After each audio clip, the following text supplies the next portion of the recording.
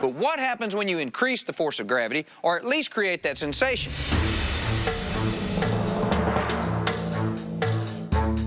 This big thing behind me is called a centrifuge, and it's kind of like a ball on the end of a string being swung around. But this is a really big ball, and people go inside it. It's used to help prepare astronauts for the increased forces they experience on takeoff. As these astronauts go around, centrifugal force makes them want to shoot outward, but the walls are holding them in. They become compressed against those walls, which creates the feeling of added gravity, or added G's. How much G-force do you think you could handle? And what do you think happens to your body when you pump up the G-forces? I'm going to climb in and see how well I do. This is going to be a blast. It's a two-seater. Somebody's got to go with me. So who's going with me? Come on. I'm good. Oh, come on. Yeah, no, nothing else. Donica, come on. You can do it. You can do it. All right, fair enough. All right. Who's going to puke first?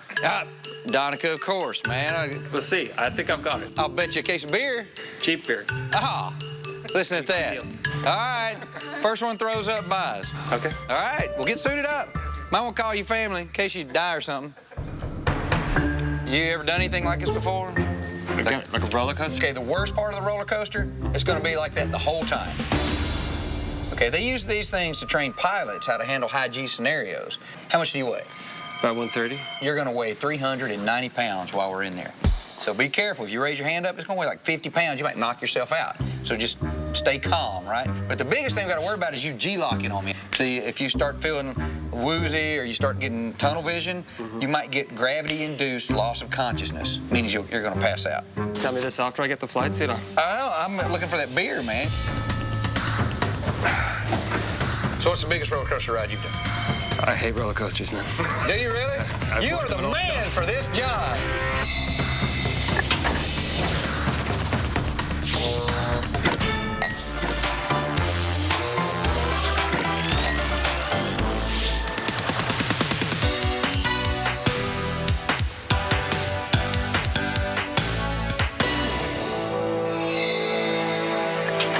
Me and my buddy Donica here are inside a centrifuge. As this thing spins us around, it creates the feeling of added gravity, or what us scientists call G-force. Do not ride the centrifuge if you have a heart condition or may be pregnant. Centrifuge side effects may include loss of peripheral vision, blacking out while conscious, screaming like a little girl. More severe side effects could include death, dismemberment, dizziness, or emesis, also known as vomiting, blowing chunks, selling Ralph a Buick, or losing your breakfast.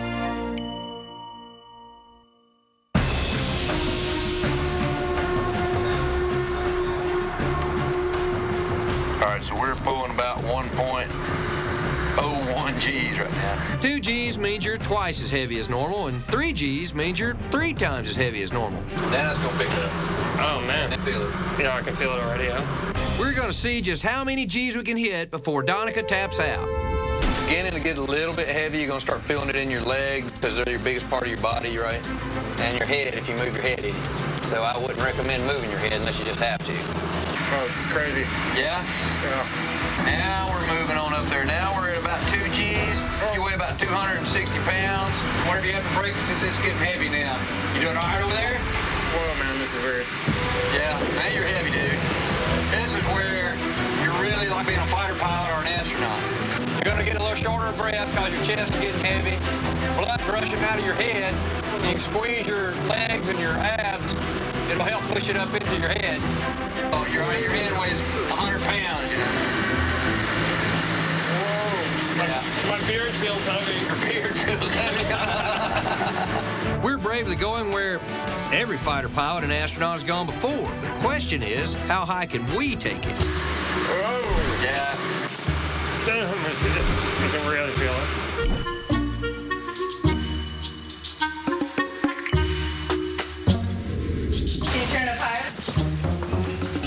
In my 25 years as a physicist, I've learned the universe has some limits that can't be broken, like the speed of light, Newton's laws of motion, and the last... No, the insurance company won't let it. insurance requirements. And Donica doesn't look so good anyway. Why did I agree to this? Man, I shouldn't have eaten breakfast today. 3 G's it is. pull it together, you don't look weak on TV. Granny might be watching back home. She's figured out how to use the cable box. Oh, I'm probably gonna have to explain how to use the cable box again. Every single time. Oh, look at it. Yeah, we made it to 3.2 Gs.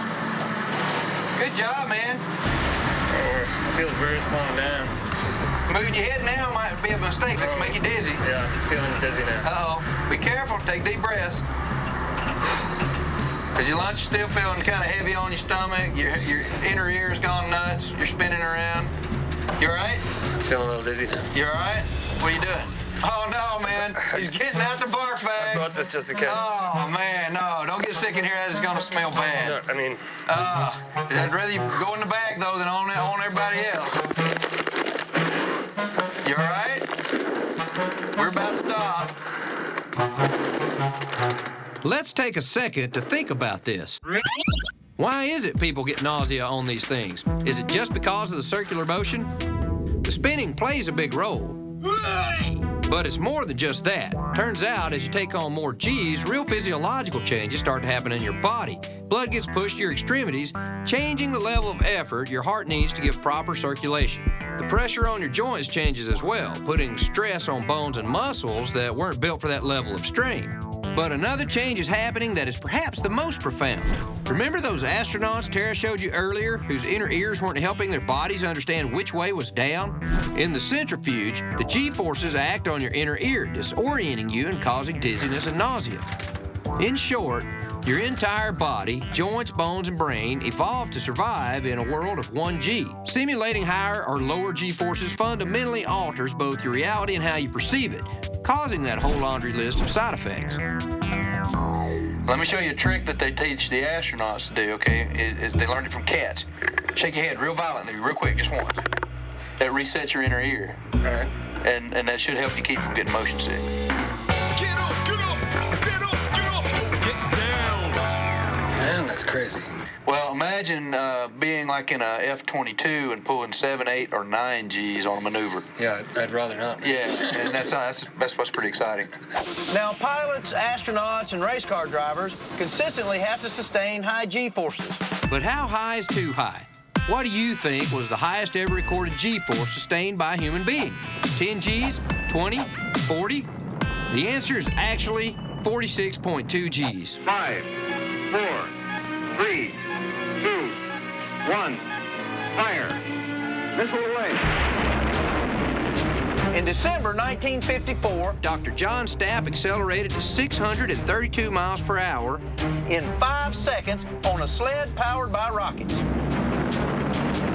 For a few moments, he experienced 46.2 Gs. That means his 168-pound body just for an instant weighed over 7,700 pounds. He totally gives a new definition for giving your body to science.